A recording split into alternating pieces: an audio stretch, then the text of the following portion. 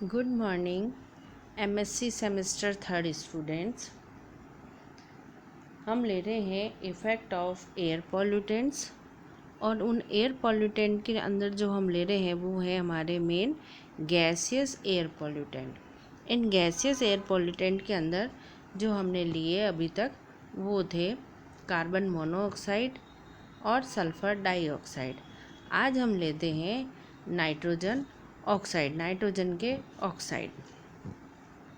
इसके अंदर हम NO और NO2 इनको ज़्यादा इनके ऊपर फोकस करेंगे। तो जो हम लेते हैं, हमारा जो टॉपिक है वो है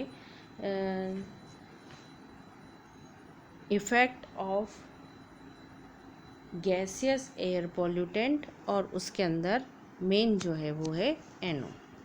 इसके जो सोर्स हैं वो हम पहले लेंगे।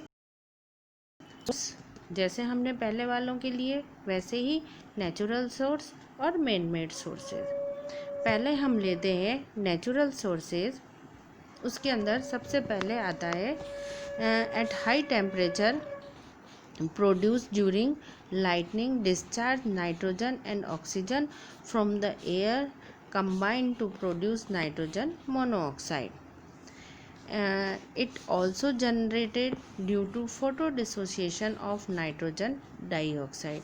इसके लिए हम जो रिएक्शन लेते हैं कि जो नाइट्रोजन डाइऑक्साइड है इसका डिसोसिएशन होता है और ये मोनोऑक्साइड के अंदर कन्वर्ट हो जाता है। इसके अलावा जो बैक्टीरियल ऑक्सीडेशन होता है अमोनिया का, उसमें भी ये नाइट्रोजन मोनोऑक्साइड रिलीज़ होती है। तो अमोनिया ऑक्सीजन के साथ रिएक्शन करके और ये NO और वाटर बनता है, ये बैक्टीरिया की प्रेजेंस में होता है। उसके बाद ये नाइट्रिक ऑक्साइड ऑक्सीजन के साथ रिएक्शन करके नाइट्रोजन डाइऑक्साइड बना देता है। इसमें जो ऑक्सीजन मिलती है वो उसको एटमॉस्फेयर से मिल जाती है। इसके अलावा ये ओजोन को भी डिप्लीट करता है और यहाँ पर ओजोन के साथ रिएक्शन करके और नाइट्रोजन डाइऑक्साइड बना देता है। तो इस तरीके से एटमॉस्फेयर के अंदर ये नाइट्रोजन मोनोऑक्साइड और नाइट्रोजन डाइऑक्साइड इन दोनों का कंसंट्रेशन बढ़ता है और ये एक पॉल्यूटेंट की तरह बिहेव करता है। तो ये एक यहाँ पर ये नेचुरल सोर्स है NO के एज ए पॉल्यूटेंट बिहेव करने के। दूसरे हम लेते हैं मैन मेड सोर्सेज। ये तो जैसा आप सबको पता है मैन मेड सोर्सेज कौन कौन से होते हैं, और ज़्यादातर जितने भी पॉल्यूटेंट हैं वो सब इसी मैन मेड सोर्स से ही प्रोड्यूस होते हैं। जो इसके जो मैन मेड सोर्स लेते हैं उसमें nitrogen monoxide is release from vehicle exhaust system. ये सबसे ज़्यादा हार्मफुल है। When it combined with oxygen in the air it forms nitrogen dioxide. Nitrogen dioxide is an irritant gas. दूसरा जो आता है वो है सिंथेटिक फर्टिलाइज़र यूज़ करने से। The use of synthetic fertilizer for agriculture is a major source of nitrous oxide emissions. Fertilizers help feed plants by adding nitrogen directly to soils. ये भी इसका एक रीज़न है।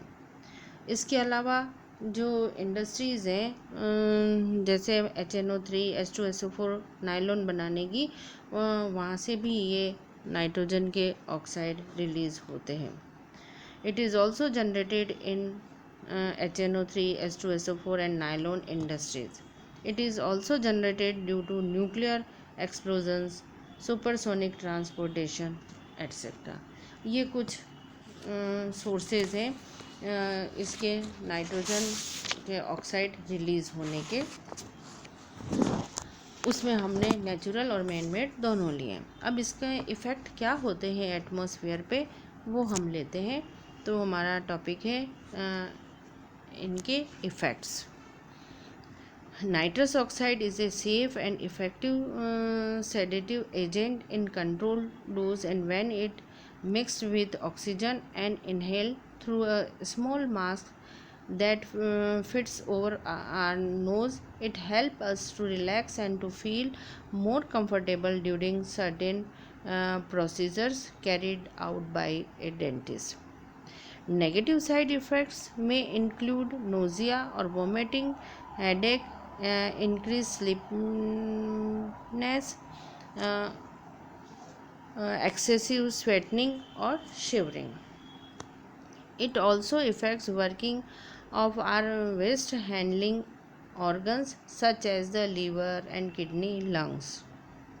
इसके अलावा ये जो है वो ब्लड के हीमोग्लोबिन के साथ भी रिएक्शन करती है, और हीमोग्लोबिन के साथ रिएक्शन करके और वहाँ से हीमोग्लोबिन के साथ जो ऑक्सीजन जुड़ा होता है उसको ये रिलीज़ कर देती है, और उससे क्या होता है कि जो ब्लड की ऑक्सीजन ले जाने की जो कैपेसिटी है वो उसको ये कम कर देती है।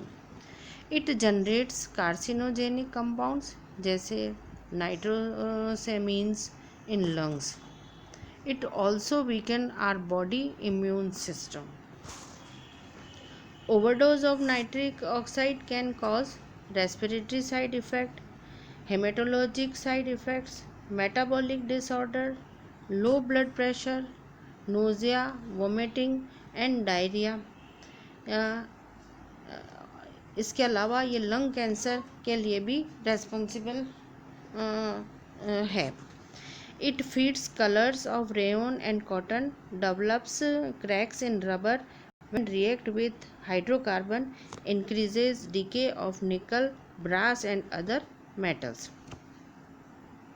इसके अलावा ये जो है वो फोटो एक्टिविटी को भी रिड्यूस करते हैं, और metabolic activities of plant tissue उसके ऊपर भी इसका इफ़ेक्ट पड़ता है।